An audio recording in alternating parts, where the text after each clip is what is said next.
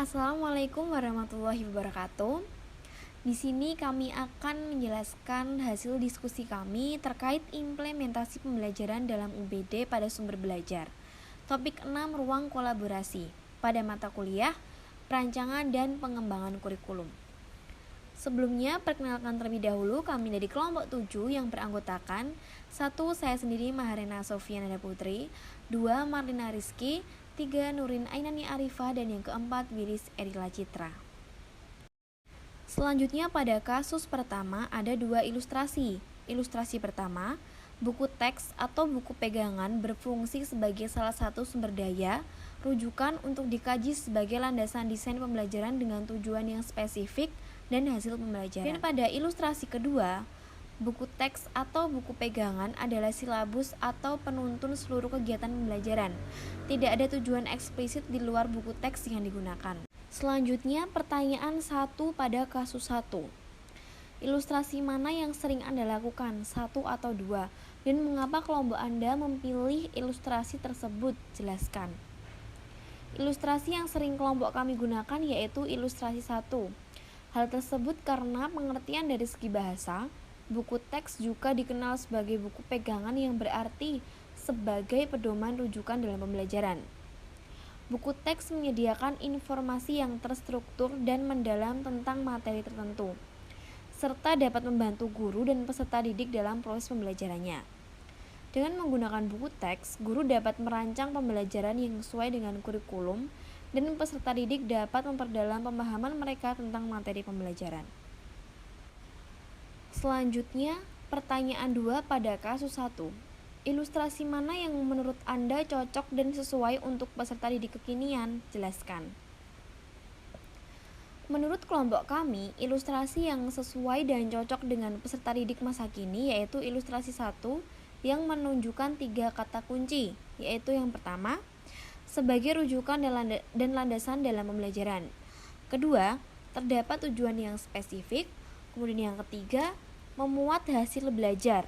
Contohnya, ilustrasi 1 dapat ditemukan di sekolah dasar berupa buku guru dan buku siswa yang di dalamnya memuat KI, KD, dan tujuan pembelajaran, rubrik penilaian, serta soal latihan atau evaluasi untuk mengetahui hasil pencapaian peserta didik. Selanjutnya pada kasus kedua terdapat 2 ilustrasi juga.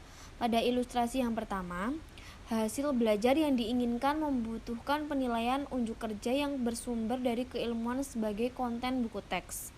Kemudian ilustrasi kedua, penilaian terdiri dari tes pengetahuan, sikap, dan keterampilan yang ada pada buku pegangan dan mungkin terpisah atau lembar kerja peserta didik, namun masih terkait erat konten buku teks. Selanjutnya yaitu pertanyaan 1 dari kasus 2, ilustrasi mana yang sering Anda lakukan dan mengapa kelompok Anda memilih ilustrasi tersebut? Jelaskan.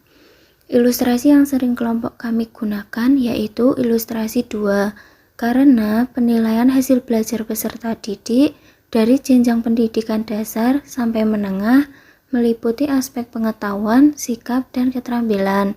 Penilaian hasil belajar peserta didik dilakukan sesuai dengan tujuan penilaian, yaitu secara adil, objektif, dan edukatif. Kemudian pertanyaan 2 dari kasus 2. Ilustrasi mana yang menurut Anda cocok dan sesuai untuk peserta didik kekinian? Jelaskan. Pertanyaan ilustrasi yang cocok sesuai dengan peserta didik masa kini yaitu ilustrasi 2. Hal ini relevan dengan kondisi saat ini yang menggunakan kurikulum merdeka yang menekankan profil pelajar Pancasila, sehingga peserta didik tidak dilihat dari pengetahuan dan keterampilan saja, tetapi juga sikapnya. Selanjutnya yaitu kasus 3, ilustrasi 1. Buku teks tidak digunakan berdasarkan urutan penomoran, karena urutan membaca buku teks berdasarkan urutan tujuan pembelajaran yang diinginkan. Kemudian ilustrasi 2, teks dibaca dan dimanfaatkan berdasarkan urutan penomorannya. Pertanyaan 1 dari kasus 3, Ilustrasi mana yang sering Anda lakukan dan mengapa kelompok Anda memilih ilustrasi tersebut? Jelaskan. Ilustrasi yang sering kelompok kami gunakan yaitu ilustrasi 1, karena di era pendidikan paradigma baru tidak diwajibkan untuk berpedoman pada satu sumber belajar saja, melainkan adanya kebebasan baik guru maupun peserta didik untuk menggunakan berbagai sumber. Kemudian pada pertanyaan 2 kasus 3, ilustrasi mana yang menurut Anda cocok dan sesuai untuk peserta didik kekinian? Jelaskan. Ilustrasi yang menurut kelompok kami cocok dan sesuai untuk peserta didik masa kini yaitu ilustrasi 1, karena adanya gaya belajar peserta didik yang lebih suka menemukan literatur dalam bentuk apapun via online. Literatur via online lebih mudah diakses, menarik, dan mendukung pengetahuan yang ingin diketahui peserta didik. Kemudian kasus 4, ilustrasi 1, buku teks tidak digunakan berdasarkan urutan penomoran, karena urutan membaca buku teks berdasarkan urutan tujuan pembelajaran yang diinginkan. Ilustrasi 2, teks dibaca dan dimanfaatkan berdasarkan urutan penomorannya. Pertanyaan 1, kasus 4. Ilustrasi mana yang sering Anda lakukan, 1 atau 2, dan mengapa kelompok Anda memilih ilustrasi tersebut? Jelaskan. Berdasarkan ilustrasi dengan kelompok ilustrasi yang sering digunakan adalah ilustrasi 2. Tujuan pembelajaran yang dibuat biasanya mengacu pada indikator dan kode yang urutannya sudah berurutan sistematis, dilihat dari kompetensi yang ingin dicapai dan konten yang akan dipelajari. Benar, kami buku teks yang tersedia untuk guru dan siswa yang sudah melalui uji kelayakan oleh Badan Standar Nasional Pendidikan yang sudah diselesaikan dengan kurikulum yang berlaku.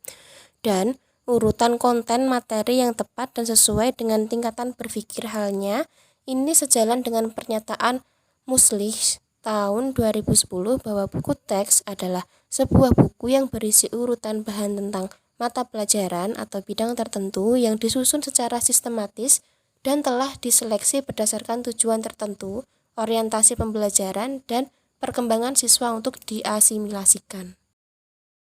Kemudian pertanyaan 2 kasus 4. Ilustrasi mana yang menurut Anda cocok dan sesuai untuk peserta didik kekinian? Jelaskan. Berdasarkan diskusi dengan kelompok, ilustrasi yang cocok dan sesuai dengan peserta didik kekinian adalah bisa jadi keduanya. Hal itu tergantung pada jenis buku teks yang dipakai.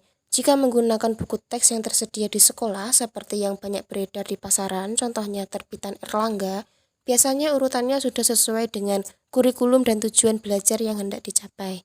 Namun, jika siswa dan guru menggunakan buku teks tambahan seperti ensiklopedia atau buku biologi sejenis Campbell, maka urutan bacaannya bisa jadi tidak berurutan, tergantung dengan tujuan pembelajaran yang hendak dicapai.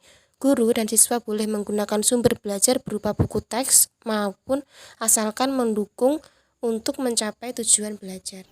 Untuk yang selanjutnya yaitu pada kasus 5 terdapat 2 ilustrasi. Ilustrasi yang pertama, buku teks ini adalah salah satu sumber daya dan rujukan di antara banyaknya sumber belajar. Buku pegangan termasuk sebagian materi dan umumnya hanya digunakan untuk merangkum ide-ide penting dan sebagai landasan memecahkan masalah dan dukungan argumen penting. Ilustrasi 2, buku teks sumber primer dan bahan sumber lainnya jarang digunakan, misal tidak menggunakan media massa, media sosial, dan lain-lain. Ringkasan dan konten buku teks diambil sebagai kegiatan untuk dipelajari, didalami, dieksplorasi, diuji, dan dikritik. Pertanyaan pertama pada kasus 5, ilustrasi mana yang sering Anda lakukan, 1 atau 2, dan mengapa kelompok Anda memilih ilustrasi tersebut? Jelaskan.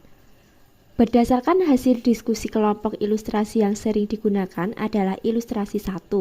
Selain buku teks, masih banyak sumber belajar lain yang dapat digunakan untuk merangkum ide-ide penting, sebagai landasan memecahkan masalah dan dukungan argumen penting, misalnya bersumber dari jurnal hasil penelitian, artikel ilmiah, e-book, maupun sumber lain dari internet.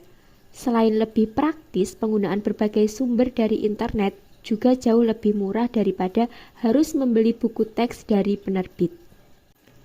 Pertanyaan 2 pada kasus 5, ilustrasi mana yang menurut Anda cocok dan sesuai untuk peserta didik kekinian?